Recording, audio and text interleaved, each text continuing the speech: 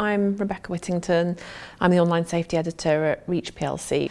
So my job is working with journalists to keep them safe online, because there is a rise in online violence against journalists, set out to intimidate journalists against being able to essentially do their jobs. And what I see with women that I work with and women that I've spoken to is the kind of violence that they receive is quite often sexualised. Quite often a threat might come in as a death threat and a rape threat. There's often quite graphic language used as well. So with a threat against a male, quite often it's something like, it's a more blunt threat that's like, you better watch your back, or, I'm going to come down to court and punch you in the face. Whereas with women, it's quite graphic. Quite often the descriptions of what somebody is anticipating they will do to that person. And obviously, for some journalists working in small communities, for example, covering news on their doorstep, if you get that kind of threat from somebody that could potentially then be in the local shop when you go to do your shopping at the weekend, it's actually quite frightening. And I think that, that women working in journalism do feel that elevated sense of threat when that kind of thing comes in. Journalists often work in a hybrid situation, so you might be in the office when you get that kind of thing, but quite often you might be at home. You might be sitting on your sofa after a day at work and your phone might ping, you might pick it up, and all of a sudden your home has been hijacked by something quite so violent. If somebody needs to make a report to the police, I always encourage it, even if the police feel that they can't investigate because there isn't enough evidence or there isn't enough information or whatever, because I do think it's important that we're logging at every opportunity these instances that are happening.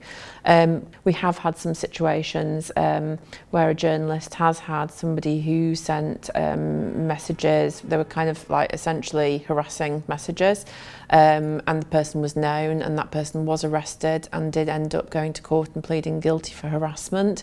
That journalist, I supported them with that through that whole process, and hopefully out the other side to help them move on afterwards.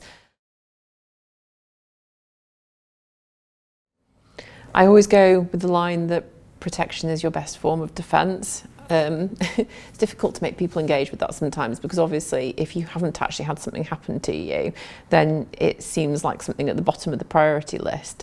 But I do really try and get across to people, check your online profiles, make sure that you keep as much as possible professional separate from your personal use of social. So if you've got a separate phone that you can use for work, then put that phone away when you're not on shift.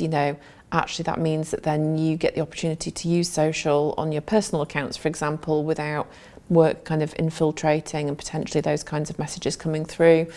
I always suggest, look at your personal profiles, make sure you might want to change your name so that it's not as obvious that it's the same person as that professional profile that you might have in the public sphere. Look at your profile pictures. Is it easily comparable? Or actually, could you get one that's a bit further away so it's not easy for somebody to find your profile and go, yep, this is definitely them. Make sure you've got two-factor authentication or multi-factor authentication on all of your accounts, because that stops hackers from getting into your accounts. And I think journalists are really, their accounts are very valuable because they have influence, they have big audiences that they've grown online.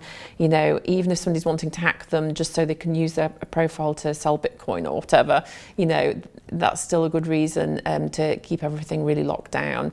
I think looking at things like LinkedIn, where actually you might list where you went to school and university, and that is useful for jigsaw identification, because then if I go onto 192, which a lot of people aren't aware of, might find an old address even if I don't find your current address, and an old address might be where your parents still live, for example. So there's all of those kinds of things as well, just thinking widely about it and checking yourself, making sure if you use things like Strava, for example, that you're not on an open public profile where somebody can see the route that you're running on a regular basis. So it's all these kind of little things about how you can protect yourself, and then if something does happen, it means that the attack levels are lowered because they can't get as much personal information. They can't intimidate you and say that they're going to go and find your family.